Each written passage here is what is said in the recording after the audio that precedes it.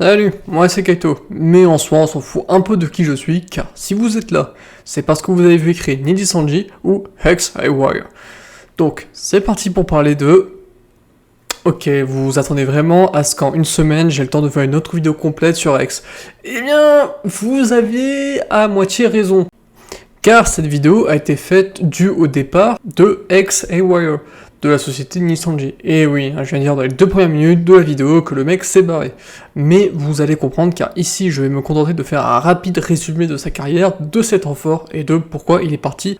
Donc, au menu du jour, je ne parlerai pas plus en détail de ses musiques car il n'en a pas fait, ou autre. À la place, on va plutôt appeler ça une vidéo, ça sera plutôt une vidéo sommaire, une vidéo explicative, entre grosses guillemets, de Hex, de ce qu'il a fait, et bref, voilà, je me répète. Et comme d'hab, on va parler du stream de lancement. Et alors, première chose qu'on peut remarquer, c'est qu'il s'agit d'un stream, donc de lancement, classique jusque-là, de plus de 3 heures. Non, sans déconner, le stream fait 3h30. Ouais, à ce niveau-là, c'est un documentaire, le machin. Mais enfin bref, on n'est pas là pour débattre de la durée d'un stream de lancement. Quoique, ça peut être un bon sujet en fait. Mais je pense qu'ici, ce qui va vous intéresser, c'est plus de savoir, bon, oui, déjà, qui est Hex, mais aussi, pourquoi le stream, il dure 3 putains d'heures et demie. Bien, en fait, la raison en elle-même tient en un mot. Ils sont 6. Non, mais regardez pas comme ça, c'est littéralement la seule raison qui explique pourquoi le stream, il fait 3 heures. Bon, ok, vous voulez que je détaille, n'est-ce pas Bon, c'est parti pour parler du groupe X-Soleil. Bon, c'est parti. Bon, déjà, le groupe X-Soleil, c'est le 7ème groupe de Niji Sanji. Le 6ème étant le groupe Illuna, dont je ferai pour mon vidéo sur l'un des membres de ce groupe. Même si je devrais déjà penser à finir cette vidéo-là.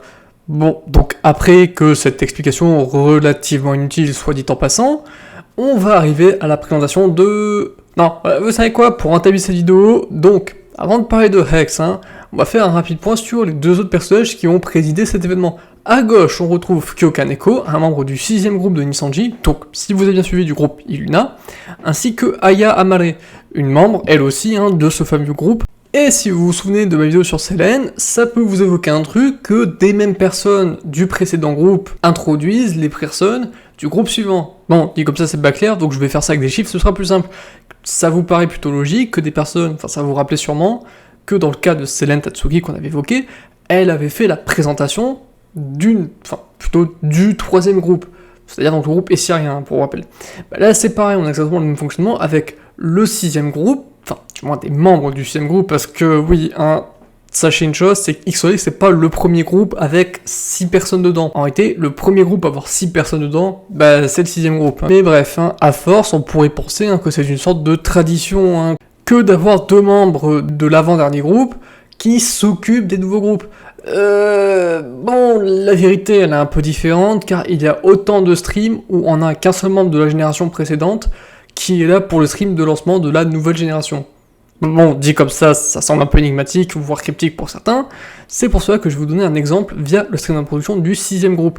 Soit, si vous avez bien suivi, le groupe Illuna, dans lequel les présentateurs sont Alban Nox, soit un membre du 5ème groupe, jusque-là tout va bien.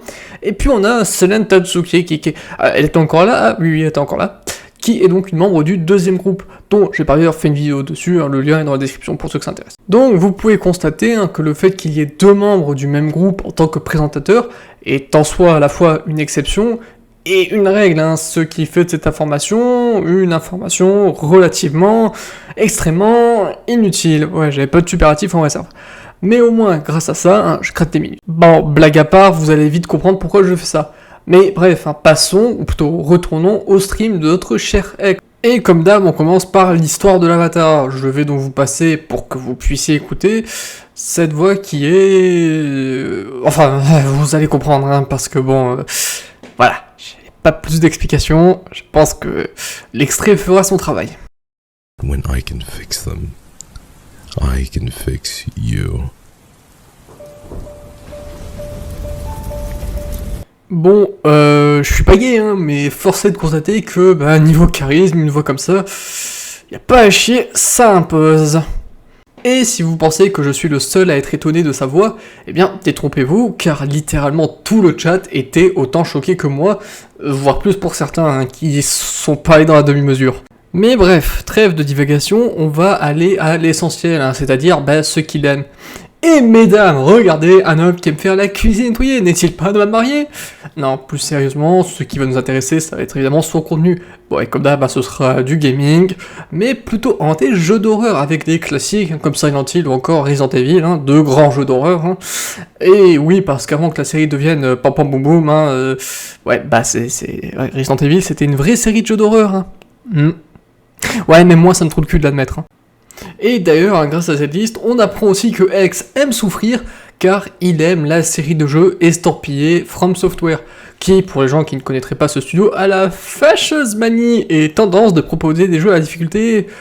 Bon, je vais pas dire excessif, mais je pense qu'un bon superlatif serait poussé, je pense, ouais, une bonne difficulté, somme toute.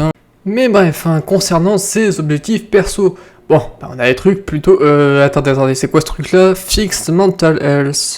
Bon, visiblement, il a des problèmes... Et attendez. Non, c'est bon. En fait, il veut aider les autres personnes à fixer leurs problèmes. Ok, fausse alerte tout le monde, on se calme, pas de panique à bord. Ouais, désolé, j'étais obligé. Bon, mais ce point-ci éclairci, on peut voir que les autres objectifs sont relativement communs dans le cas de Illisanji, comme le fait de vouloir avoir 10 abonnés, bon ça j'avoue c'est plus du troll, ou encore le fait de créer une musique, ce qui dans l'ère de Illisanji dans lequel se trouve le groupe X-Soleil est très facilement envisageable, parce que oui, X-Soleil j'en ai pas trop parlé, mais globalement ils sont assez bien on va dire. Et on peut remarquer un truc, c'est qu'après le stream de lancement de Hex, ce dernier fera, comme pas mal de monde dans son groupe, de très bonnes stats de stream, tous ces streams ayant plus de 100 000 vues. Donc clairement, X-Soleil est bien parti pour être une génération importante, capable de rivaliser avec les précédentes ouais, bon, vous savez quoi? Je vais pas trop parler de la suite, car on va s'intéresser ici à la première collab du groupe X-Soleil, et ce sera sur le jeu Puzzle Party. Et personne ne se rappelle de ce qu'est ce jeu, n'est-ce pas? Bon, pour faire court, c'est un Mario Party, mais sur PC, c'était un jeu assez hype il y a maintenant quasiment 2 ans. Mais bref, je ne suis pas là pour analyser le pourquoi du comment le jeu n'est plus joué. Non, moi je suis là pour Hex. Ok, cette phrase était très bizarre. Est-ce que je peux la refaire, s'il vous plaît? Non. Bon, tant pis, donc passons au stream. Eh bien, le stream, justement, il se passe bien, les 6 membres se marrent bien, se rigolent, ça s'envoie des fun. Bref, en somme, une bonne ambiance de groupe. Même si, certes, on est quand même assez éloigné des groupes de base, je pense souvent là, je pense plutôt des 3 ou 4 premières générations, où il n'y avait que 3 ou 4 personnes dans le groupe. Mais bon, d'un côté, les viewers, ils ont regardé ça, et je suppose que pas mal de personnes voulaient des groupes avec plus de streamers. Bon, après, dans le même temps, tu devais aussi avoir des viewers qui voulaient un groupe avec moins de streamers. Mais bon, que voulez-vous, on peut pas satisfaire tout le monde.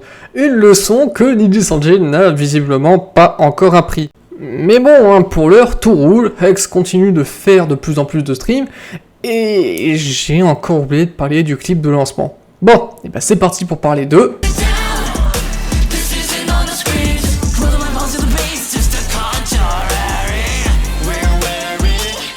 Voilà le grand morceau de la vidéo.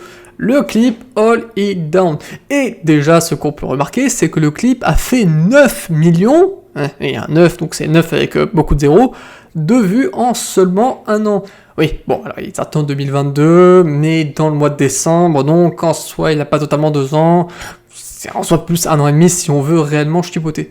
Mais bref, ce clip a très bien marché, et a reçu un très bon accueil de la part des fans, ainsi que des personnes pas vraiment fans, parce que oui, si ce clip fait 9 millions, et je crois qu'actuellement il est à 10 millions, en fait, il n'y a pas que des fans de Niji-Sanji, je veux dire, même si vous prenez tous les fans, tous les abonnés de Niji-Sanji, IN, donc de la chaîne officielle, et même ceux du groupe X-Soleil, vous n'arrivez pas à 9 millions, donc c'est pas que des fans de Niji-Sanji, c'est peut-être des fans de VTubing plus généralement.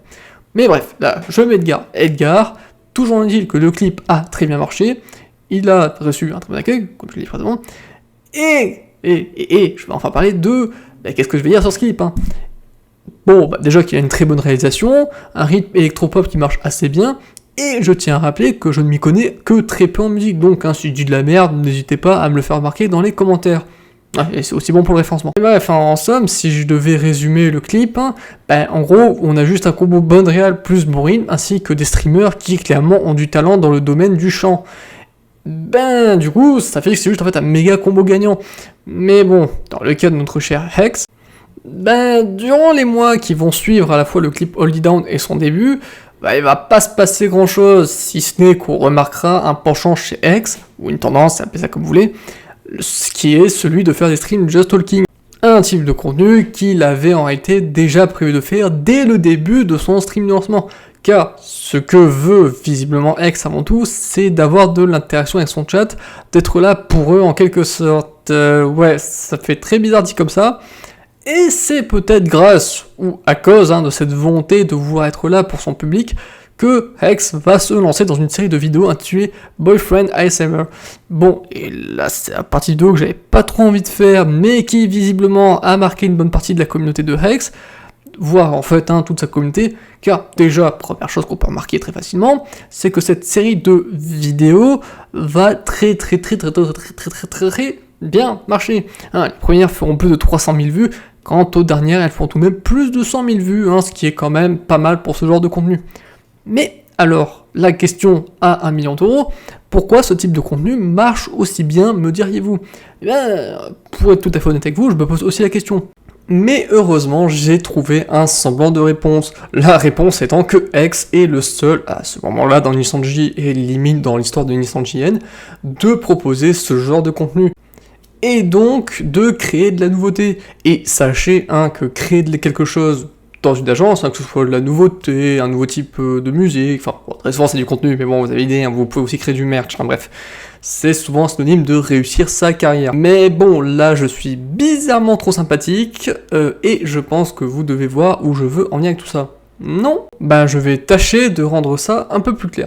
C'est-à-dire en vous disant, par exemple, qu'après cette dernière vidéo de la série Boyfriend ASMR, eh bien, on constate que ces streams font moins de... Ouais, bon, ok, là j'ai pris un méga raccourci, mais en fait, X faisait déjà moins de vues avant l'arrêt de sa série ASMR. Donc là, on peut se demander pourquoi X ferait moins de vues.